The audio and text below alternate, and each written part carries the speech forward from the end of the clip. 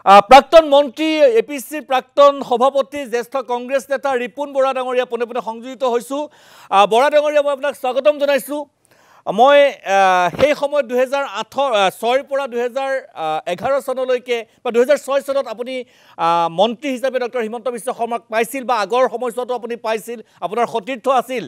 এতিয়া হিমন্ত বিশ্ব শৰ্মাই আজিৰ দিনটোত বৰা ডাঙৰীয়া প্ৰশ্ন কৰিছে যে সেই সময়ত কংগ্ৰেছ চৰকাৰখন কেনেকৈ চলি আছিল, ইমান ডাঙৰ অনীতি হৈছিল, ৰাকেশ পালক নিয়োগ কৰা হৈছিল, কোনো গম পোৱা নাছিল। বৰা ডাঙৰীয়া তাৰ আগতে মই আপোনাৰ ওচৰলৈ যাম। অখিল গগৈ এটা ভাষ্য প্ৰদান কৰিছিল, সেই দিনটোত এটা অভিযোগ উত্থাপন কৰিছিল এই ৰাকেশ পালৰ নিযুক্তিৰ প্ৰসংগ। তাৰ পিছতে মই প্ৰশ্নটো লৈ আপোনাৰ ওচৰলৈ যাম। অখিল গগৈয়ে কি কৈছিলে এবাৰ চাওঁ আহক। হিমন্ত বিশ্ব শৰ্মা, তৰুণ গগৈ, গৌতম ৰয়, অজন্তা নেওগৰ নামো ওলাইছে। মই অজন্তা নেওগৰ বিষয়টো নাজানো বাৰু, মই যেতিয়া অনুসন্ধান কৰিছিলোঁ সেই সম্পৰ্কে জনা নাছিলোঁ। হ'ব পাৰে ভূপেন বৰা ডাঙৰীয়াই কৈছে যে অজন্তা নেওগৰ তাত জড়িত, আৰু এজন কেবিনেট মন্ত্ৰী জড়িত আছিলে কংগ্ৰেছৰ দিনৰ। বৰা ডাঙৰীয়া, সেই আছিল অখিল গগৈৰ ভাষ্য। ৰাইজে অভিযোগ কৰে যে হিমন্ত বিশ্ব শৰ্মা, অজন্তা নেওগ, গৌতম ৰয় আদি নেতাৰ চুপাৰিশ ক্ৰমে তৰুণ গগৈ ডাঙৰীয়া বাধ্য হৈছিল ৰাকেশ পালক নিযুক্তি দিবলৈ। আৰু সেই হিমন্ত বিশ্ব শৰ্মাই আজি আনুষ্ঠানিকভাৱে সন্দিহান হৈ পৰিছে যে 2008 চনত কংগ্ৰেছ চৰকাৰ কেনেকৈ চলি আছিল। উত্তৰটো মই আপোনাৰ পৰা বিচাৰিম।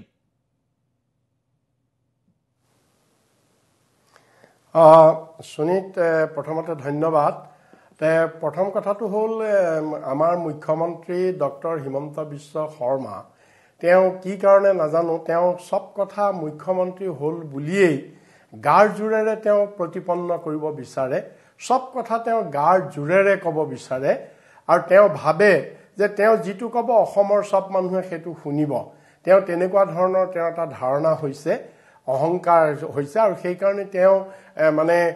নিজৰ গাৰ জোৰেৰে চব কথা ক'বলৈ বিচাৰে। এতিয়া কথাটো হ'ল 2006 চনত বা তাৰ আগতেও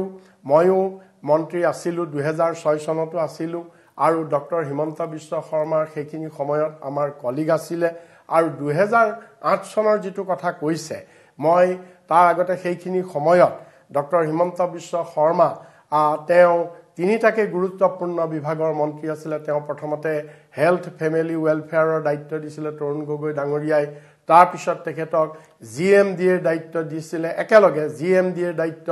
তাৰপিছত ছায়েন্স এণ্ড টেকনলজি আৰু ইনফৰমেশ্যন টেকনলজি, এই চাৰিটা বিভাগৰ গুৰুত্বপূৰ্ণ বিভাগৰ তেওঁ সেইটো সময়ত কেবিনেট মন্ত্ৰী আছিলে নাম্বাৰ 1। আৰু আটাইতকৈ ডাঙৰ কথা, তেওঁ গোটেই কেবিনেটৰ ভিতৰত আমাৰ প্ৰয়াত তৰুণ গগৈ ছাৰৰ আটাইতকৈ ঘনিষ্ঠ ব্যক্তি আছিলে ডক্টৰ হিমন্ত বিশ্ব শৰ্মা। এক প্ৰকাৰে তেওঁ অঘোষিত মুখ্যমন্ত্ৰী বুলি ক'ব পাৰি, যে তেওঁ চব কথা মুখ্যমন্ত্ৰীৰ চব কথাত তেওঁ এডভাইচ দিছিলে, চব কথাত তেওঁ হস্তক্ষেপ কৰিছিলে। আনকি আপুনি অলপ আগতে কৈ গৈছে, আৰু সেইটো ৰেকৰ্ডতো আছে, তেতিয়া তৰুণ গগৈ ডাঙৰীয়াই বিধানসভাত তেওঁ বহি আছিলে, প্ৰশ্ন বা জটিল খুব য'ত মুখ্যমন্ত্ৰীয়ে ক'ব লাগে তাতহে তেওঁ কৈছিলে, বাকী সকলোবিলাক প্ৰশ্নৰ উত্তৰ বা সকলোবিলাক intervention on behalf of chief minister doctor Himanta Biswa শৰ্মাই কৰিছিলে। তাৰোপৰি দিল্লীত বহুত ধৰণৰ মিটিং হৈছিলে, যিবিলাক মিটিঙত মুখ্যমন্ত্ৰী যাব লাগে, কিন্তু তৰুণ গগৈ ছাৰে তেখেত নগৈ ডক্টৰ হিমন্ত বিশ্ব শৰ্মাক মুখ্যমন্ত্ৰীক ৰিপ্ৰেজেণ্ট কৰিবৰ কাৰণে দিল্লীৰো বহুত মিটিঙত পঠিয়াইছিলে, আমাৰ চকুৰ আগত আমি দেখিছিলোঁ। তাৰোপৰি হিমন্ত বিশ্ব শৰ্মা সেইখিনি সময়ত ট্ৰাবল শ্বুটাৰ আছিল বুলি ক'ব পাৰি। যিকোনো এটা যদি সংকট হয়, সেইখিনি সময়ত আমাৰ BTRত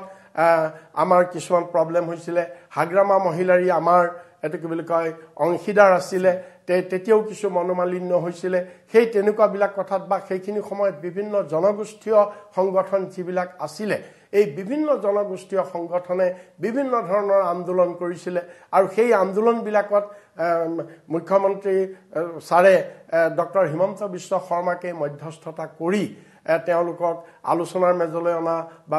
সমস্যাটো মীমাংসা কৰা, এই সকলো কথাতে সেইকাৰণে কোৱা হৈছে যে ট্ৰাবল শ্বুটাৰ আছিলে। গতিকে এতিয়া প্ৰশ্ন আহিলে, আজি হিমন্ত বিশ্ব শৰ্মাই কিহৰ ভিত্তিত কৈছে যে 2008 চনত কেনেকৈ চৰকাৰ চলিছিল, মই কংগ্ৰেছ চৰকাৰ কেনেকৈ তুমি কংগ্ৰেছৰ আটাইতকৈ অবিচ্ছেদ্য অংগ সেইখিনি সময়ত মন্ত্ৰীসভাৰ আটাইতকৈ গুৰুত্বপূৰ্ণ পদত অঘোষিত মুখ্যমন্ত্ৰী তুমি আছিলা আৰু তেওঁ এটা কথা কৈছে যে ৰাকেশ পালৰ কথাটো যে তেওঁ নটাৰী আছিলে ছিনিয়ৰ এডভোকেট নাছিলে কোনেও প্ৰশ্ন নকৰিলে অল ৰাইট আপুনি কি কৰিছিলে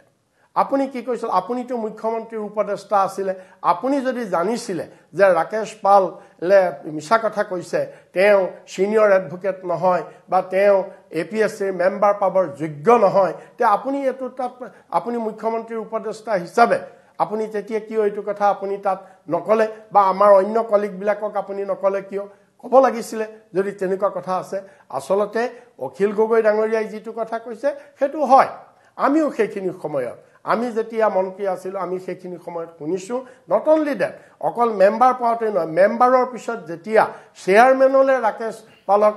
আপগ্ৰেড কৰা হৈছে চেয়াৰমেন দিয়া হৈছে তেতিয়াও হিমন্ত বিশ্ব শৰ্মাই সুপাৰিশ কৰিছে গৌতম ৰয়টো আছেই আৰু গৌতম ৰয় আৰু হিমন্ত বিশ্ব শৰ্মাই বিশেষভাৱে সুপাৰিশ কৰিছে আমি সকলোৱে জানো এতিয়া তাৰ প্ৰমাণ আমি দিব নোৱাৰোঁ সেইটো বেলেগ কথা কিন্তু আমি সকলোৱে জানো গতিকে সেইকাৰণে হিমন্ত বিশ্ব শৰ্মাক আমি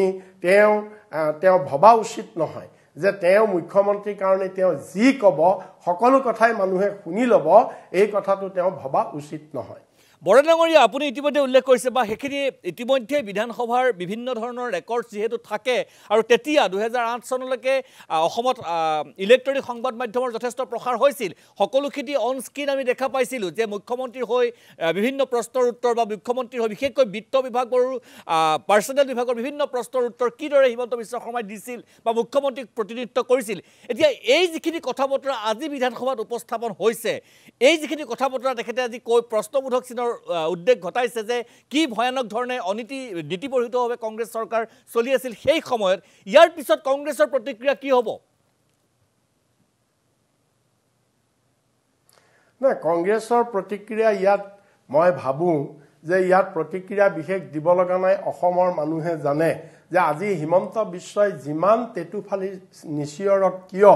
যে সেইখিনি সময়ত কংগ্ৰেছে যদি কিবা বেয়া কাম কৰিছিল তাৰ পৰা চাপৰিলে মেঘ নাটৰে তাৰ পৰা হিমন্ত বিশ্ব শৰ্মা সাৰিব নোৱাৰে যদি সঁচাকৈ বেয়া কাম হৈছিল কিবা হৈছিল তাৰ মূল অংশীদাৰ তাৰ মূল দায়িত্ব হিমন্ত বিশ্ব শৰ্মা কাৰণ প্ৰত্যেকটো চৰকাৰী সিদ্ধান্তত হিমন্ত বিশ্ব শৰ্মাই হস্তক্ষেপ কৰিছিল তেওঁৰ সুপাৰিশত প্ৰত্যেকটো চৰকাৰী সিদ্ধান্ত হৈছিল আমি নিজে জানো আনকি DC SP ট্ৰেন্সফাৰ পোষ্টিং বিভিন্ন ধৰণৰ আমুলাৰ ট্ৰেন্সফাৰ পোষ্টিং সকলোবিলাক তৰুণ গগৈ ছাৰে হিমন্ত বিশ্বৰ ওপৰত এৰি দিছিলে আৰু হিমন্ত বিশ্বই যেনেকৈ কৈছিলে তেনেকৈ হৈছিলে গতিকে আজি তেওঁ ইয়াত লুটিবাগৰ মাৰিব বিচাৰিলেও সময়ে ইতিহাসে কিন্তু কেতিয়াও হিমন্ত বিশ্বক ক্ষমা নকৰে আৰু তেওঁ বুজা উচিত অসমৰ মানুহ ইমান বুৰ্বক নহয় যে তেওঁৰ হাতত ক্ষমতা থাকিল বুলিয়েই তেওঁ কিবা এটা কথা ক'লেই যে ইতিহাস বিকৃত কৰি সত্যৰ অপলাপ কৰি কিবা এটা কথা ক'লেই যে অসমৰ মানুহে মানি ল'ব এই কথাটো যদি হিমন্ত বিশ্ব শৰ্মাই ভাবিছে তেওঁ মূৰ্খৰ স্বৰ্গত বাস কৰি আছে ধন্যবাদ জনাইছোঁ ৰিপুন বৰা ডাঙৰীয়া মই এইখিনি সময় আপুনি দিয়াৰ বাবে মই মাত্ৰ ৰাইজৰ সকলোখিনি কথা মনত আছে সেই সময়ৰ কথা নীতিৰ কথা অনীতিৰ কথা হিমন্ত বিশ্ব শৰ্মাৰ গোটেই কাৰ্যকলাপৰ কথা হ'লেও মই আনুষ্ঠানিকভাৱে আপোনাৰ মত গ্ৰহণ কৰিলোঁ মই ধন্যবাদ জনাইছোঁ